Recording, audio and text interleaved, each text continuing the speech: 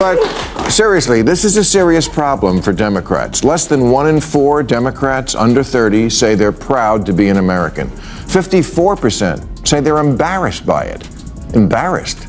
Like America's your mom picking you up at school? Something snapped inside Bill Maher this week. Not a rant, not a joke, something colder than that. He looked straight into the camera and, for the first time in 20 years, he stopped defending the team he built his entire career around. No warning, no wind-up, no polite disclaimer. He just turned, and the internet is still trying to process what they watched.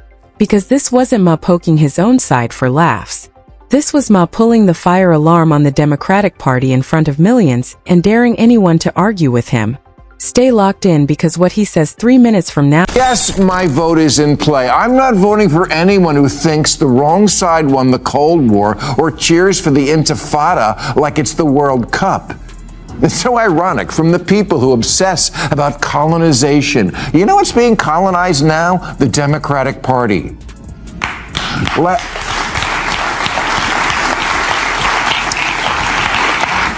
Last month, 2 Democratic congressmen released an open pledge they wanted their fellow Democratic members to sign. It said, "We are capitalist, not socialist. We want safety, not lawlessness. We are proud, not ashamed of America."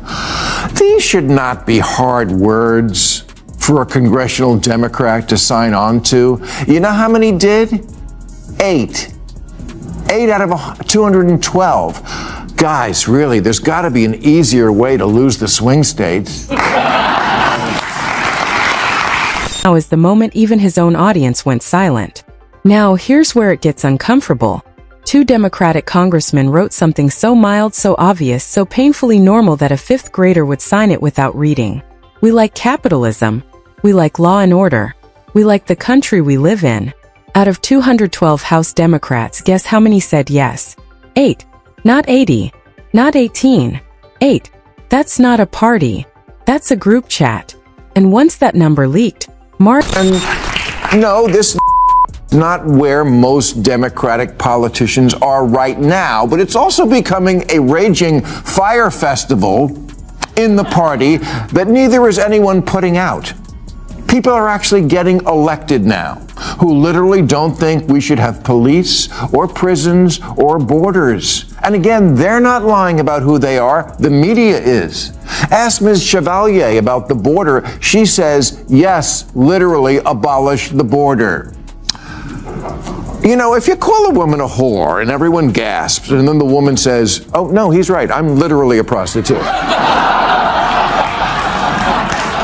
Didn't even try to spin it. He just laughed. The kind of laugh you do when you finally realize the building is on fire and nobody else can smell the smoke. That wasn't even the weirdest part because the second Maher pulled up the numbers, the whole room shifted.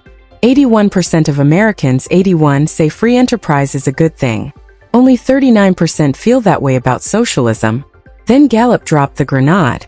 In 2026, Democrats now favor socialism over capitalism, 66 to 42.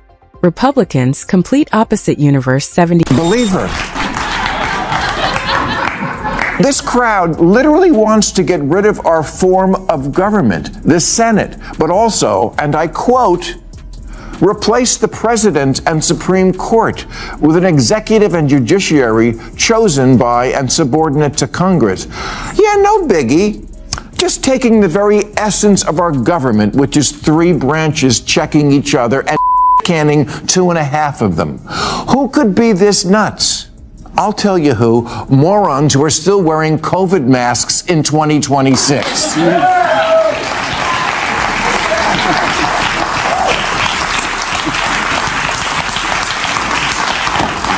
This photo is from the DSA meeting in Denver 3 weeks ago. 4 to 14.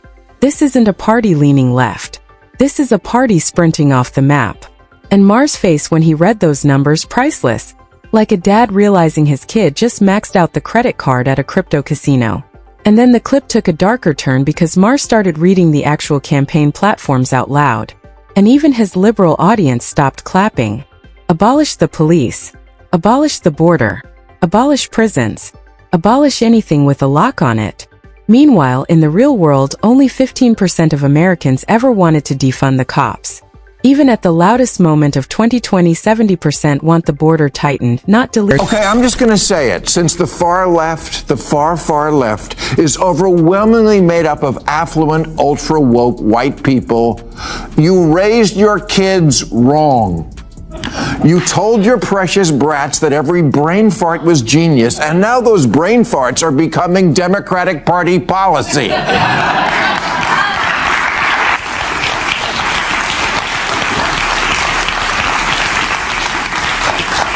Francesca Hong, yet another major Democratic candidate who's all in on abolishing the police and is running for governor of Wisconsin, says, I think that my perfect world would be a world without prisons, because we all see the humanity in one another, and then we know nobody's disposable. 69% want stricter asylum rules. So Maher asked the question nobody in his party wants to answer.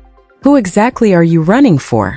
Because it sure isn't the electrician, the nurse, the trucker, or the single mom working 2 jobs. Those people already checked out, and the party still hasn't noticed the empty chairs.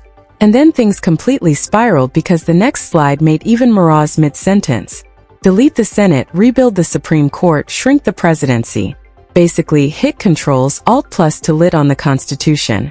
But here... Yeah, Carville said, I'm done. I'm not in that fucking political party.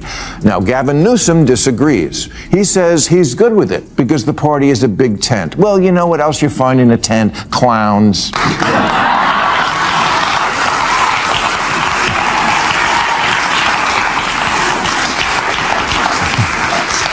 It's so funny. So many liberals themselves every time Trump puts gold on something in the Oval Office. Oh, it's historic. And the separation of powers isn't? I would vote for Sarah Palin before this.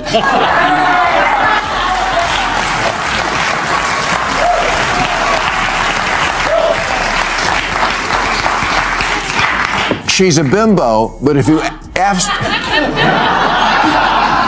asked her to come up with something she likes about America, she could do it. You betcha. Here's the punchline.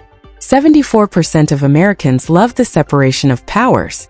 90% love having 3 branches. Only 9% want one branch bossing the others around.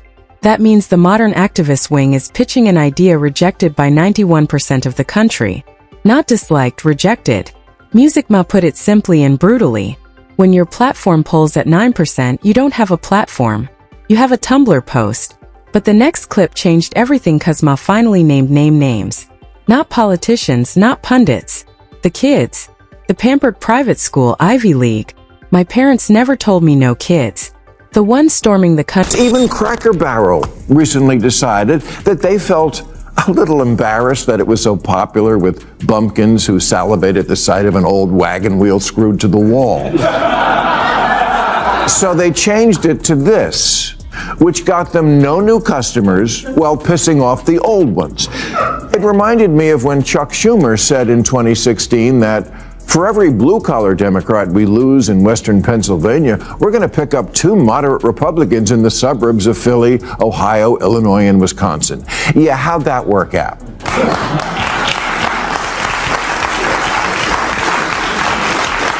But at least Cracker Barrel had the sense to immediately say, oh, sorry, and put the sling blades back on the wall.